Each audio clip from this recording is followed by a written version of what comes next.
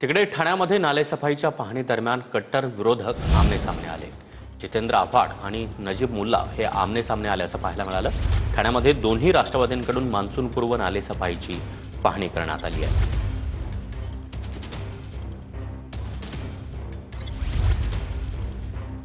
घोडबंदर पट्टा असो, कळवा असो, खारेगाव असो, मुंब्रा असो, दिवा असो, नाले सफाईनी ठाण्याचं वाटोळं झालंय। वाटोळं 90% सफाई झाली म्हणतात आणि 90% नाही, 10% सफाई झालेली नाही। 90% काय सांगतात ते? 10% सफाई झालेली नाही। नाले सफाईमध्ये फक्त भ्रष्टाचार भ्रष्टाचार आणि भ्रष्टाचार एवढंच चालतं।